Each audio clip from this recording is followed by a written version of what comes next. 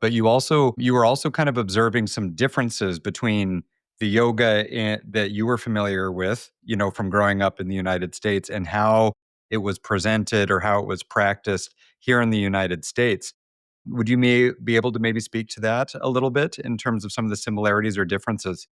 Yeah, yeah, no, the similarities were there, of course, because I think the Surya Namaskar is the Surya Namaskar. And so again, it was, I was pleasantly surprised to see, the Surya Namaskar as I knew it being practiced, as I could, remember it from many years ago, the Sanskrit names that were being used, differences like chaturanga. I had never heard of chaturanga, so I was like, I don't know what that is, and so I would look around and I'd see what people were doing, and of course, the I think the thing which really stood out is people were doing various things and there was nobody like going about correcting them. Whereas in India, it was a little bit more prescriptive. You were adjusted often, or you were told you were doing, your knees had to be straight or your toes had to be one way or the other. And people were doing either way, and it was okay. And I wondered, is it because we had too many people in this hall? Later I came to know,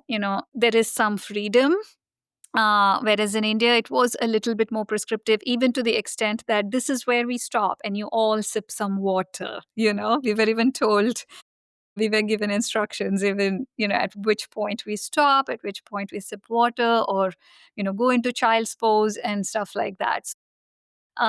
It was interesting. And I think the other interesting thing was, again, it was probably one of my co-residents, or one of the orthodontic residents a year or two below me, who is like, asked me about Ashtanga, like, do you practice Ashtanga? And I asked him, what's that? I have been practicing yoga for so long, I have no idea what Ashtanga is. And when I read it up, I realized it was a very specific form of yoga which was brought to the US. And therefore, in India, I think yoga is more known as yoga from Mysore or Iyengar yoga, or, something like that. I don't think Ashtanga, Vinyasa, flow, all of these for me, or maybe it's just my ignorance, things I learned in the United States. It was not something that I was familiar with in India. Hmm. Hmm.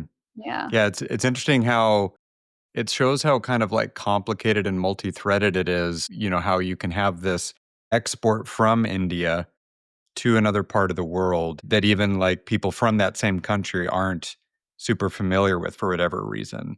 Um, Yeah, I understood the word Ashtanga, of course. Ashtanga, the eight limbs, which was Patanjali's original, but I didn't realize, it had been termed as a form of yoga, which Mm. I think is specific to Patabi Joyce. I think that's what I read.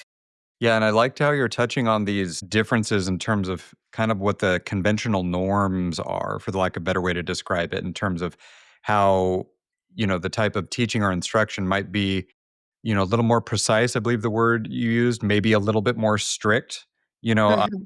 maybe Yeah. more specific expectation. And then thinking about how, especially in modern times in the US, there's a lot of emphasis like on individual preferences, or space. Like as Gina is another like teacher and practitioner in the States for a long period of time, like what do you think of this like comparison? Yeah, I think it's really interesting because, and I don't know if this is how it is in India, if teachers are getting like a pretty intense anatomy in their teacher trainings. But like one thing I've noticed in teacher trainings in the U.S. is that as a teacher, well, when I first started teacher training, we had a small anatomy section. We talked about compression and tension and orientation in the body. But as I got deeper into teacher training, anatomy became this like very intense study of like, oh, we need to like know how bones are shaped. And I think it's really interesting because,